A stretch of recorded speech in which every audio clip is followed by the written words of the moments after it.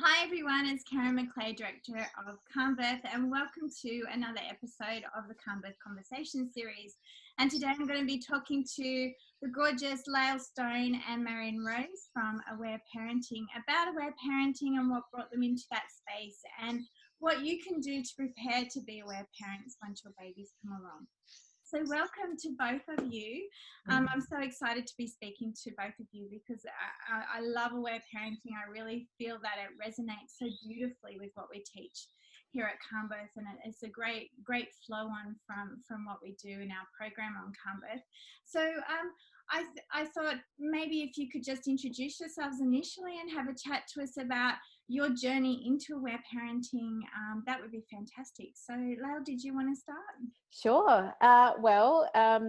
I do many things at the moment, but I absolutely adore Calmbirth. I worked as a Calmbirth instructor for about nearly 13 years now. So my deep love of birth and Calmbirth is actually what helped bring me to aware parenting. I started working with aware parenting around about the same time I started doing Calmbirth because of my third child. I had a very challenging birth experience with my third baby, and we both had a lot of trauma through our experience. And having worked in birth for a long time and having a bit of an understanding about trauma, I knew that there needed to be something that I could do for myself and my baby to help process the birth experience that we had. So I discovered the wonderful work of Aletha Salter, who is the founder and creator of Aware Parenting. And when I read her book, The Aware Baby, it pretty much just changed my life. It gave me this incredible understanding around feelings, emotions, and how to support not just my baby, but my other children to be, I guess, the best versions of themselves possible.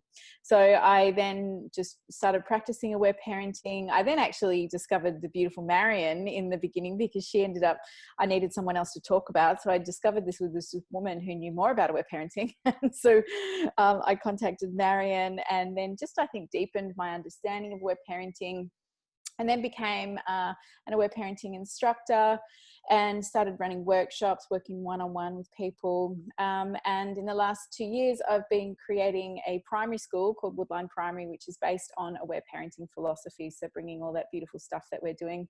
And together, Marion and I also have the Aware Parenting podcast, where we talk all about this and more.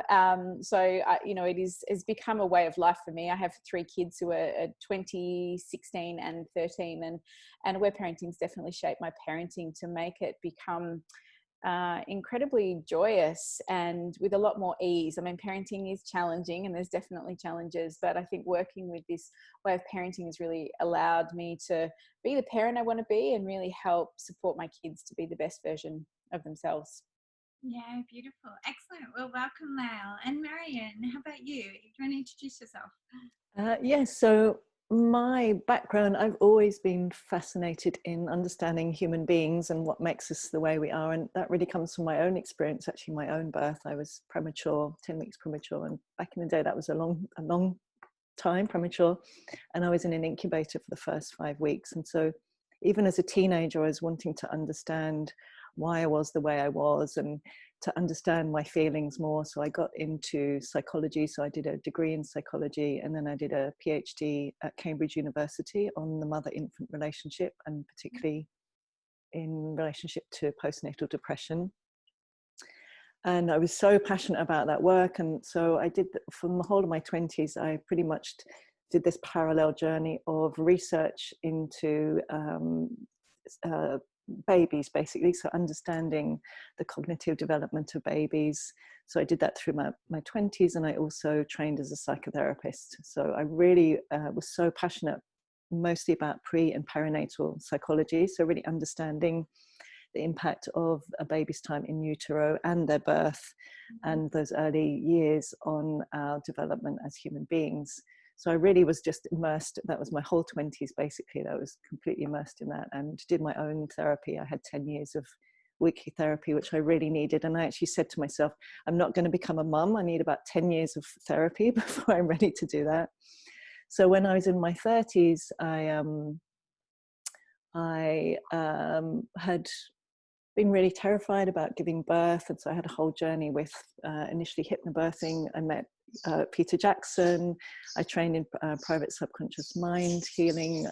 He was developing Calmbirth back then, so that was all happening. But what happened when I was pregnant with my daughter, she's 18 now, is I was looking for a form of parenting that would fit with everything that I'd learned in my whole academic study, like really understanding babies and children and birth and parenting, all of those things that would also fit with all I'd learned as a psychotherapist, so working with clients. And one of the things that mostly I'd experienced working with clients in their 30s and their 40s and their 50s was people saying, but my parents never heard my feelings, they didn't ever listen to me. And so I'd have all these clients in my 20s, and I was like, when I become a mum, I really want to find a way of parenting that fits with all the academic research as well as all my therapeutic understanding, so that hopefully my children don't need to have therapy when they're adults. So I was doing a little bit of an internet search, and I found Aware Parenting, and really for me it did fit with all the research background. It fitted with all the therapeutic understandings we have about human beings. And it had this extra piece as well, that which is like a big aha moment for me, is like that babies actually have feelings right from birth that I knew already, but they can actually heal from stress and trauma right from birth. So that includes their birthing experience. They have the capacity right from birth. So I was pregnant, and I got one of Aletha Salter's books, and this was like, oh my gosh, this is what I've been looking for. And I really been passionate about it ever since. So that's 18 years. And as Lael said, it's been parenting is not a walk in the park, as you all know. So it's been challenging, but what I love about Aware Parenting is that to really understand babies and children and what they need, and to understand their feelings, and to understand the reasons behind their behavior, and to know how to support them so that they're deeply connected with themselves, so that they can express their feelings, so that they're relatively free from accumulated feelings, and to really understand how feelings relate to all the things that we see, the sleeping and the eating and the behavior and all of that stuff. To me, is like there's nothing else like Aware Parenting that really understands babies and children in this way, and supports parents to help our children thrive. Yeah, wow, that's fantastic. And so I guess with that, what is aware parenting? Like, if you were to explain it to someone who asked you, how would you explain it? What is it? What are the principles behind aware parenting?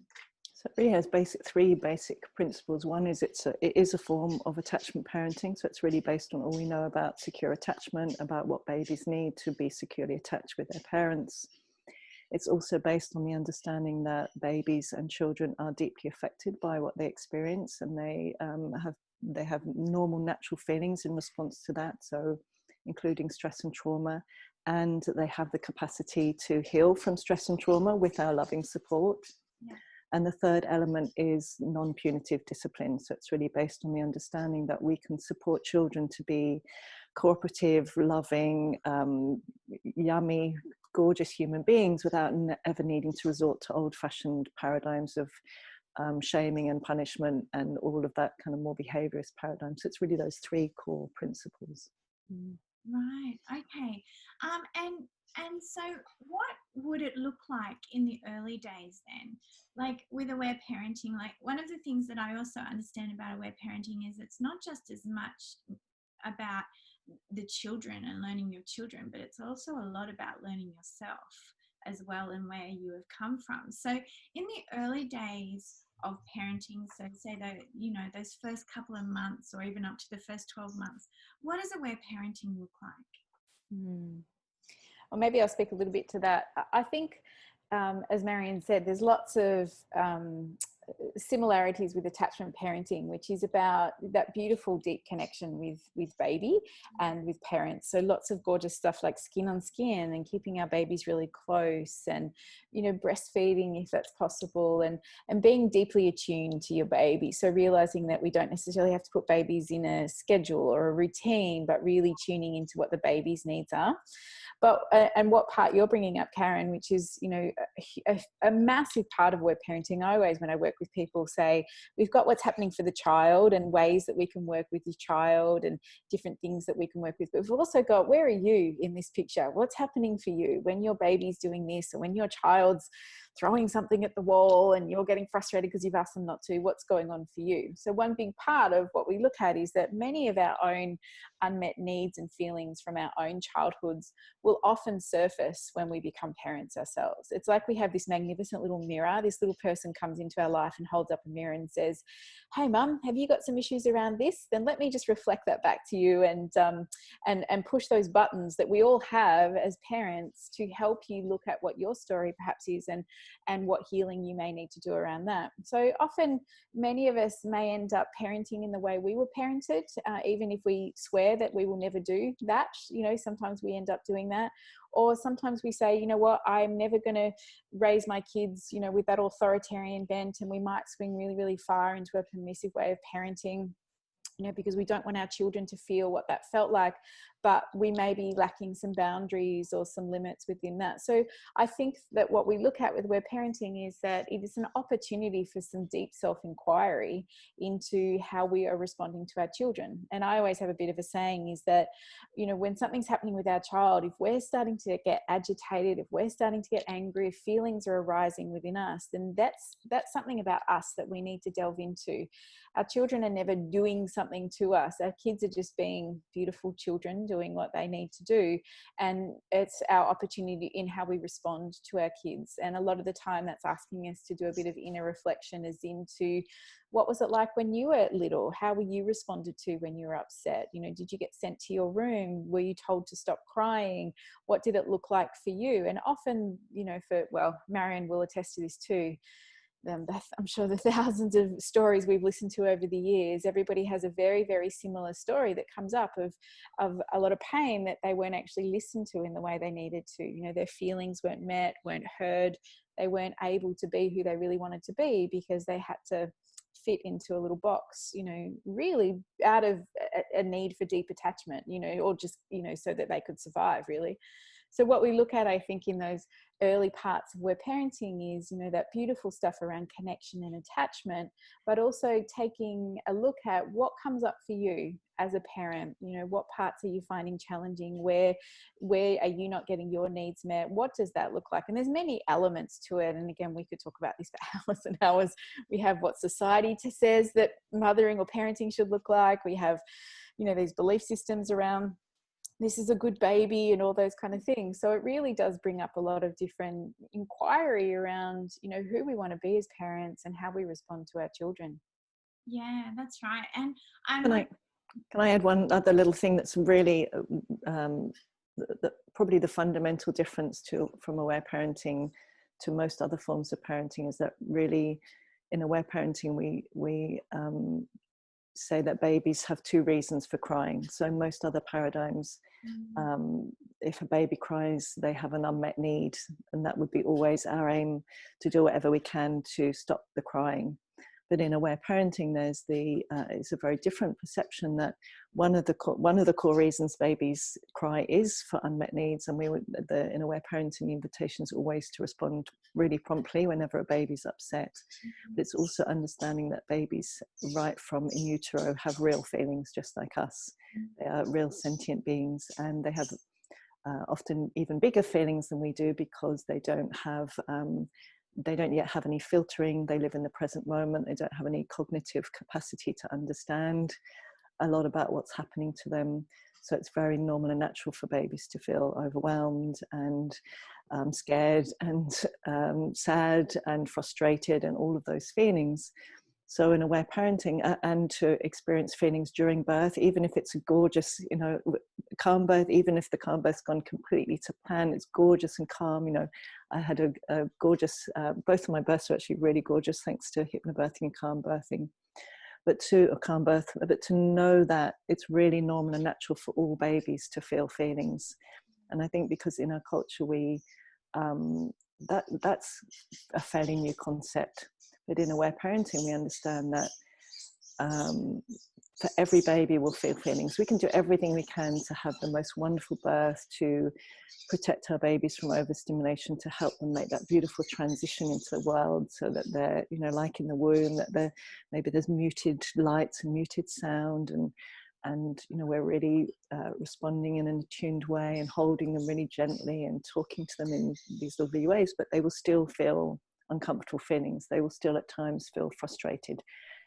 For a baby, you know, to be in this room, for example, a newborn baby, they don't have any concept of, oh, you know, there's this, and they don't have concepts, so they're just seeing a lot of stuff, a lot of stimulation. So it's normal and natural for all babies to feel. And if they have the birth is a bit more difficult, or the time in utero is being more challenging, they're going to have bigger feelings to express. So from an aware parenting perspective, it's really normal and natural for all babies to need to cry in arms with our loving support. So this is, excuse me, completely different to controlled crying or cry out. It's really the understanding that feelings are really normal, and babies need to express feelings. And if they don't get to express feelings, because in all the most wonderful ways we want to make sure they're comfortable and make sure they're not hungry and make sure that we've done everything we can. And as Lael so beautifully said, however our feelings were responded to as babies and however we were treated as babies, that's going to show up in terms of how we perceive our own baby's feelings. So we will probably jiggle our baby when they're upset, or we'll feed them when they're upset, or we'll put them in a stroller or a pram, depending on where you are in the world. If they're upset, we'll do things to stop the crying.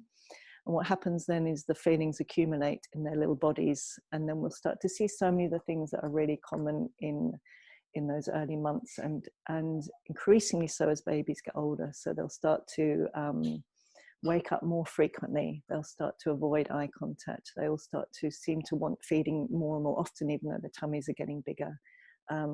Wake up more at night. Did I already say that?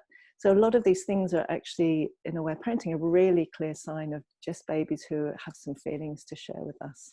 So again, what I love about aware parenting, it's a really big paradigm in terms of supporting emotional well-being in the long term, but it also has really practical ways of understanding specifically what's happening if a baby is doing this at this point, and how we can respond to support babies so that they can have restful sleep as well as we can, as well as being securely attached, so that they can have beautiful, gorgeous feeding, but not necessarily to be feeding every 2 hours day and night for the next 3 years, you know, so that they can sleep easily and restfully. So all the things that we want usually as parents, aware parenting really supports that without ever needing to use kind of harsh, old-fashioned ways of responding. Yeah. So it's incredibly attuned and sensitive to babies, basically. It's gorgeous. So in alignment with Calmbirth, which I think is why I remember when I used to run workshops in Sydney about 10 years ago, and I used to say to people at the beginning of every workshop, how did you learn about parenting? Almost everyone, about 90% of the people said, I learned through Calmbirth. So it's so aligned with, you know, the beautiful work that you do. Absolutely. Well, you know that Peter's always been a big fan of aware parenting, and that's because run on through our whole organisation, because Yes. we really do see that.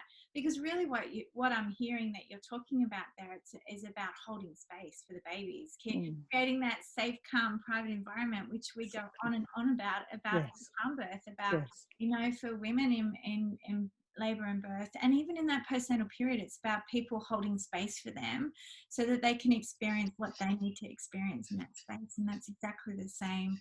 Sounds like it's exactly the same as what it is for our babies, and also for our children. And I think too, I'm sure it goes on with that self-care component of aware parenting, being able to learn to hold space for yourself too, to be in that moment and to feel what you're feeling. I think, again, talking with where Lael was talking about, you know, societal and cultural beliefs, you know, we have this belief system that women leave their place of birth and boom, go into the world, and you're meant to be strong, you're meant to survive, and you're meant to be absolutely fine and in the most joyous, incredible and amazing time in your life. And no one encourages them just to be and to be in that moment and to move through that roller coaster of emotion that is there for them becoming parents. I would love to say too, one part that has just absolutely enriched me in using aware parenting over these years is having a listening partner or somebody that is a support person to be able to call and say, oh my God, my child's having a really big meltdown and I'm sitting and I'm listening, but it feels really overwhelming for me. Or my baby, you know, I've, you know, there today, I can see there's a lot of stuff going on. We need the opportunity to express and be heard so that we have more capacity to be there for our children. And it's very challenging to listen to lots of feelings if we aren't having our own feelings heard or met. I would say it's almost impossible to actually do it well because as humans, we all need connection and we all need to be able to feel heard and seen. It's what helps us actually grow. It helps us heal. So when we're looking at beautiful little babies, you know, of course, and I love how Marion explained it, you know, babies cry because of those two reasons. They have a need and it's always meeting that need first. Are they hungry? They need to be close to me. What is it going on?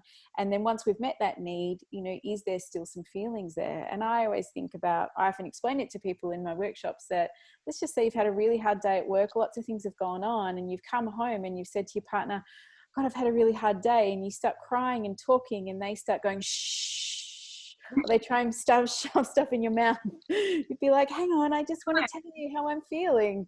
And you know, little bubbers and toddlers, teenagers, we're all the same. You know, they just want to be heard, and our capacity to be there to hold that space really comes from making sure that we take care of ourselves deeply and have our needs met, you know, by having someone listen to us. And that, whether that's a friend or a specific arrangement you set up or a therapist or something. And I really believe all parents need this, and especially new parents, because it's such a huge change in your life and so many things pop up, and we need that gentle, beautiful holding and listening so that we can then learn to trust our intuition to then parent in the way that I think we want. Yeah, absolutely. I completely agree with you. It's growing that village, isn't it? And that support. Like there's that old saying of, you know, it takes a village to raise a child. But really, is it the village that raises the child, or is it the village that supports the parents to raise the child? And that's another big thing that we were all very much on the same page about talking about with couples. So what then do you think would be the really important things for parents to be, or new parents to consider and have conversations and discussions about with each other and maybe other support people about how to do so that they can then become sort of aware parents? They can sort of move into that space of what we like to call conscious parenting. What do you think would be the important things for them to do and consider? Do you want to go, Marion? Well, I'd always recommend, Aletha Salter's got a beautiful book called The Aware Baby. I would really recommend that. But in terms of during pregnancy, I think it's such an important time to really to connect in with our own values, because, you know, we know in the culture there are a certain set of really still mainstream values about how babies are treated and the setup of, you know, all the things that you should, in inverted commas, do when you have a baby. And I think it's such a powerful time to actually inquire into what you really believe about babies and what you would like to put to one side around you know, how babies are treated in our culture, and to actually really look at how do you. One of the things I used to run a course for pregnant couples on aware parenting, and one of the things I would do is show them a video of someone holding a crying baby in arms, crying once all their needs are met, and to look at, you know, what shows up for you, what feelings do you feel, because you know, when we have a baby, often if we haven't had the opportunity to really think about these things, how was I responded to when I cried? Where did I sleep? How often was I left alone? How was I responded to? And we may not have the conscious memories of that, but we do have that deep in our more implicit memory. We do know those things, and I think really supporting ourselves as parents to find our own, you know, what really resonates for us, rather than doing, you know, what our friend does or what our parents say or what the culture says, but actually to really listen into what resonates for us. So if you feel called to co-sleeping, even if you're your sister or whoever is saying, no, don't do that, to really trust ourselves and to do all the research around how we can support that. But most of all was doing any emotional work beforehand, like, you know, any emotional work around how we were, how our birth was, how we were responded to as babies. The more we do that before we actually give birth, you know, it's going to show up as in every stage of parenting. So the more we do before actually giving birth, I think makes a huge difference. Like, how do you respond to yourself if you cry? How do you repress your own feelings? Because we're going to be passing those on, and it's really helpful to be you know, compassionately listening to ourselves around that before we actually give birth, if possible. Never too late though. It's never too late to inquire, but if you can do it before giving birth, it helps a lot. Yeah, absolutely. And that's what pregnancy is about. It's a preparation phase, isn't it, for the new time in your life. And it is a time of change, and I think we adapt so much better to change when we are feeling prepared for all that comes our way. Yeah, absolutely.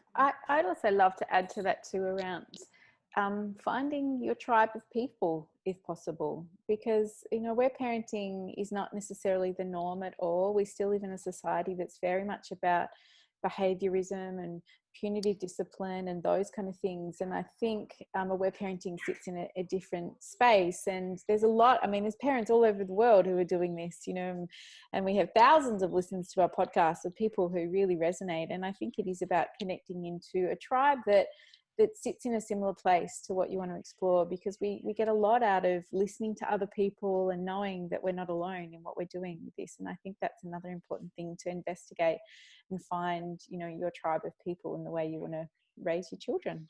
Yeah, and I think too, aware parenting for me seems to be very much an intuitive style of parenting, and works with our own natural intuition. And I think that's something that our culture has lost, is that whole intuition, that whole trust that we know how to do this, and that our babies are going to show us how to do this. And so working with them, I think that's why when people do look into aware parenting, it does really resonate with them because of that. I think a lot of other parenting styles couples go to because that's what they're told to do, that's how everyone else, that's how my parents raised me and I turned out to be all right, or, you know, I really want that sleep, and when you have a bit of an this is about me sort of mentality as well, and, you know, I need my sleep, so I need to make sure the baby is, without really looking at the biology of the baby and what those needs are around the baby as well. I do also want to say one thing, Karen, as well. I love what you say about intuitiveness and that naturalness, and I also think sometimes it can be really tricky to differentiate between what's intuitive and our deeper inner knowing and what's more habitual, or, you know, what we experienced. And I think that's often one of the trickiest parts of parenting, is like whether our responses are actually from our deepest knowing, or whether they're because that's what we experience as a younger person, or we're, as you were saying at the beginning, Lael, that we're in kind of reaction and we're wanting to do something completely different. So that can be quite the journey, can't it, to disentangle those. It's completely, and like even when you're parenting teenagers, as we all are, I have moments where I hear my mother's voice coming out of me, and I love my mother to death. She's absolutely divine, but I still go, oh my God, that's my mum. Like, she said that, and it's quite amazing. And that's usually in that moment of reaction, as opposed to, as we were talking before we started the interview, about the difference between responding to your children and reacting to your children. In those moments of reaction, you tend to come up with those old subconscious learnings that you have, those old habits of thinking. They just automatically come out. So bringing consciousness into that, bringing awareness into that, is what helps us to become better parents, I think. Oh, and I want to add to that, Marion and I talk about this all the time. Parenting is all about compassion for ourselves, because we can be so judgmental around how it should look, or we're not doing it right. And the answer so often is deep compassion for ourselves, because we're all learning, and so many of us are, I guess, wanting to parent in a different way than the way we were raised. So we don't actually have imprints of how that feels and looks, and that's why it can feel very challenging, very hard to do it in this different way. And so much compassion for ourselves and our journey as we parent, because it's one of the greatest and most challenging things that we do or have the opportunity to do. I just think it's like the greatest spiritual test. Like I often joke, you could go and meditate on a mountain for 10 years or just try and raise your kids really consciously looking at your stuff.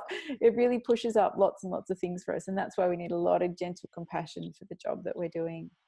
Absolutely. I often say to people that, your children teach you more about life, I think, than what you actually teach them. I think they really are your greatest teachers, because because up until that point, a lot of what we've done has been habitual, and they've come from our cultural beliefs that we've been raised from. And then all of a sudden you've got these little Zen masters that have been brought into your world that are there to challenge that and to say, are these beliefs right? Do you really want to think these ways? Are they working for you? Are they working for me?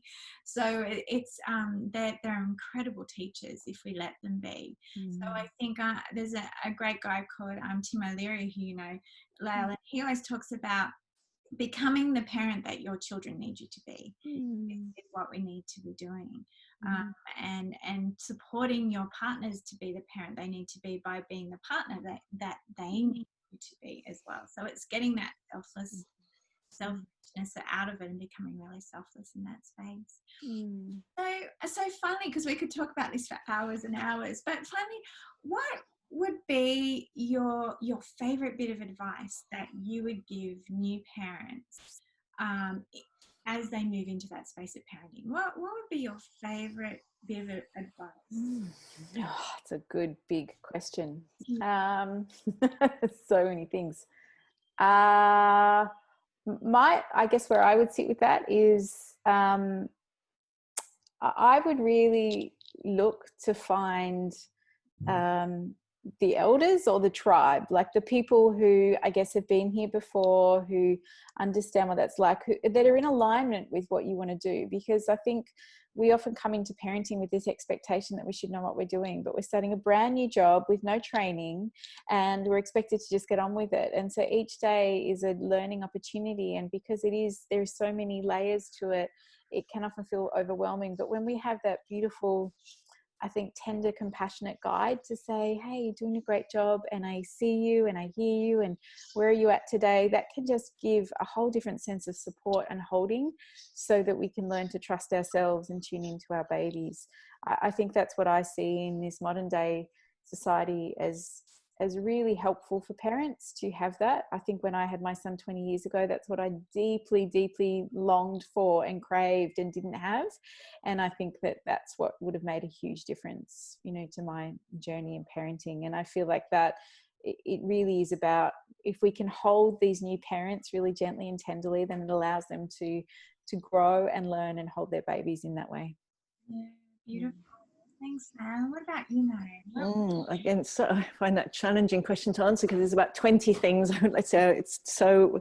What you said, Lael. Yes. I guess then what I would go to is to the invitation to really deeply listen within, so that when you're looking around at the different parenting styles, so it may be, not everyone will resonate with the way of parenting. My invitation would be to really connect in with and find a parenting style that really resonates with you, and then do everything you can to immerse yourself in it and connect with other people who are doing it, and really have the support of that paradigm, so that you have like an anchor, as well as the tribe, as well as the community, as well as the elders, but to have that. And if something doesn't resonate, or someone's telling you should do it, to really listen to that and to go, okay, if this isn't a fit, to keep looking until you find there's something where your heart goes, yes, this really resonates with me. I think it's so important.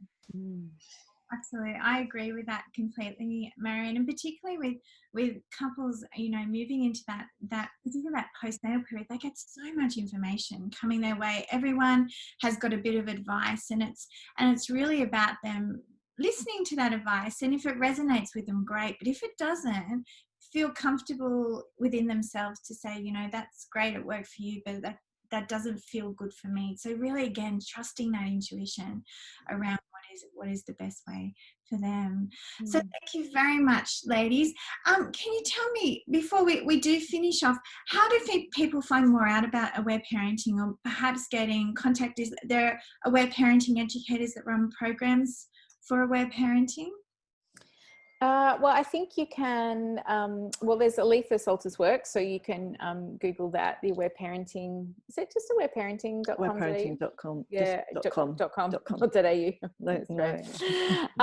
So Aletha's got lots of information on her website and her books, which we highly recommend reading. They're amazing. The Aware Baby for everyone. Yeah, so great. And you can listen to our podcast because we unpack many, many elements of parenting. And I think that's what, people love to listen to that, and it can feed on to other things. And there are aware parenting instructors all over the world as well. And they are listed on Aletha Salter's website as well. So, you can tap into wherever you are in the world. But there's a lot of beautiful online stuff. I mean, Marion has amazing aware parenting courses. She has so many different elements on all sorts of courses that you can find too, that you can learn from there. So there is a lot of resources and information out there. Yeah, beautiful. And I'll put down all of those links at the end of this as well, so that people can get in contact with you. And so thank you very much, ladies, for joining me today. It's been such a pleasure. I just love speaking with you. It invigorates me and keeps me doing what I'm doing. So I really appreciate it, and I think you're doing an amazing thing for people all over the world now with your podcast. So it's the Aware Parenting Podcast. If anyone's interested in listening to it, if you're not already, go on to that. And thank you. Thank you so much. Thank you.